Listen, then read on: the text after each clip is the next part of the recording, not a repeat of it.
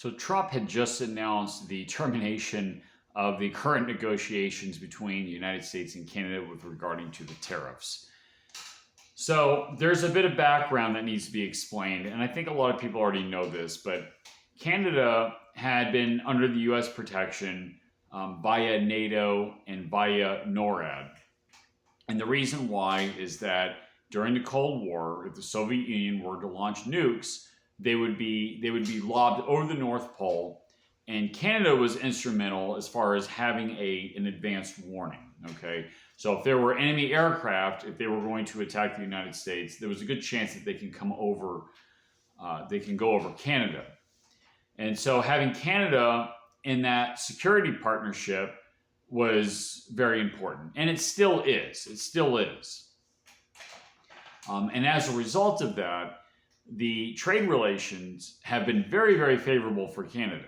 Okay, they can get away with it because they know that the negotiating terms is that they needed Canada to be a part of this alliance. Okay, Canada had benefited immensely with this trade relationship with the United States, obviously proximity, but also because, like I just mentioned, the leverage power that they had during the Cold War. Now, what has happened is Canada is very well known for its government overreach and protectionism, and it has hurt the United States. I mean, obviously, Canada is a major trading partner of the United States, and for a very long time, it was the largest trading partner of the United States. Now that's been supplanted by Mexico. But what's happening is that Canada is experiencing a lot of internal political issues. They got political problems that are actually deeper than what we have here in the United States. They have the same problems. They got Antifa running around. They got political, fractures throughout their country. The liberals versus conservatives.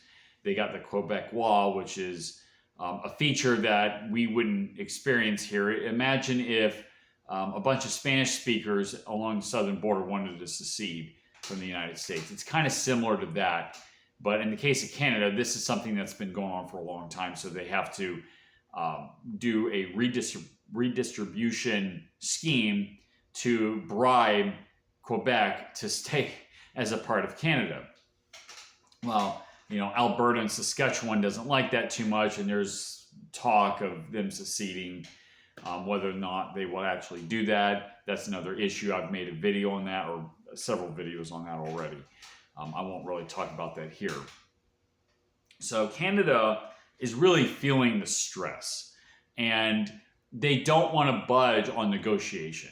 But at the same time, they really need to come to a deal. It's like they want the status quo, and Trump is not giving that to them. So in the latest scheme, Doug Ford, which is the premier of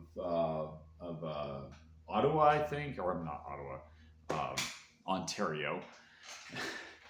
The premier of Ontario ran an ad where he was clipping a bit of Ronald Reagan saying that tariffs were bad for the United States, and he was playing that to garner support for the current government. They want Canada to be behind the status quo because that's what they want. They want to push the status quo.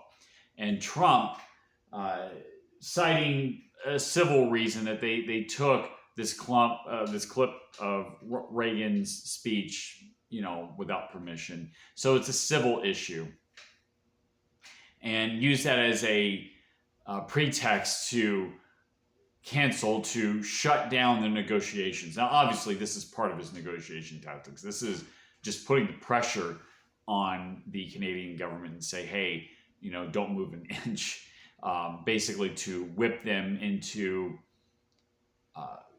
negotiating on his terms.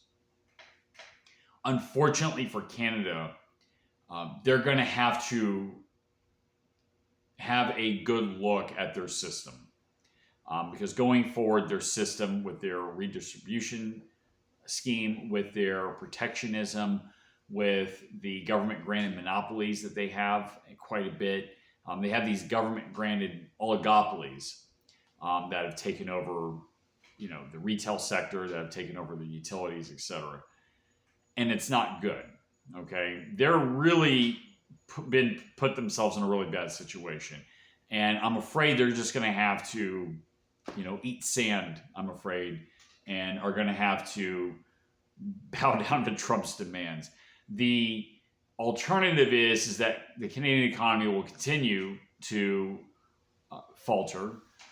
It will decline significantly, and I don't think Carney is going to be the prime minister much longer. So the saga continues. Trump is using this as a negotiation tactic, and it is putting the pressure on Canada for sure.